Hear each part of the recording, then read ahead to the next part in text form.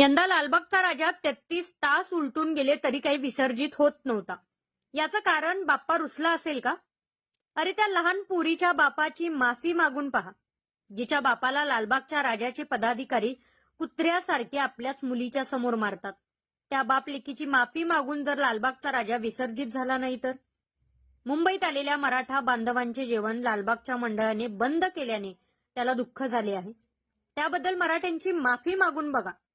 सामान्य भक्तांना त्यांच्यासमोर प्रचंड मारहाण झाली आणि व्हीआयपी म्हणून पॉर्नस्टार लोकांना त्यांच्यासमोर स्पेशल टाइम दिला. याबद्दल मंडळाने एकदा माफी मागितलीच पाहिजे. पहा लालबागचा राजा कसा विसर्जित होत नाही. लालबागचा राजा हलेना 5 तास समुद्रात बसून किनाऱ्यावरील भक्तांच्याकडून साकडं काही चुकलं असेल तर माफ कर हे ऐकून घेत होता. तरी सुद्धा बाप्पा काही विसर्जित होत नव्हता. याचं कारण 365 दिवस सुरू असणारे अन्नछत्र मराठ्यांना बंद केल्यामुळे लालबागचा राजा रुसलाय का?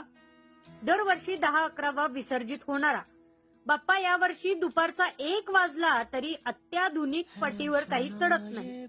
खरं तर लालबागचा राजा हा कोळी बांधवांचा, गोरगरिबांचा होता. आता तो अंबानींचा झालाय. देव सुद्धा कंटाळलाय रे तुम्हाला. देवाला सगळे सारखे असतात हे त्या पैसेवाल्या देवस्थानांना कधी कळणार? सर्वसामान्य भाविकांना 5 तास लाईन मध्ये थांबल्यानंतर 5 सेकंद दर्शन देतात. लालबाग मंडळ कार्यकर्ते मग आज बाप्पाने मंडळ कार्यकर्त्यांना दाखवलं कसं होतात हाल. इतका वेळ त्या क्षणाची वाट बघत राहणं. बाप्पा नाराज होता सर्वांच्या वरती. बराच वेळ विसर्जित होत नव्हता. त्या लालबागच्या मंडळाच्या प्रत्येक कार्यकर्त्याच्या प्रत्येक कर्माची फळं जाता जाता बाप्पा देऊन गेला. प्रत्येकाला वाटलं बाप्पा आमच्यावरती नाराज आहे.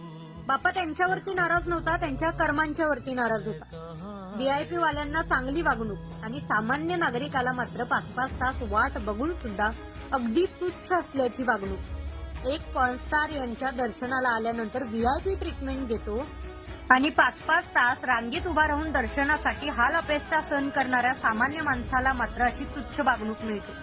मग सांगा बाप्पा रुसणार नाही का? ही शिकवण आहे कोळी बांधवांच्या झालेल्या अपमानासाठी आणि मराठ्यांच्या झालेल्या अपमानासाठी.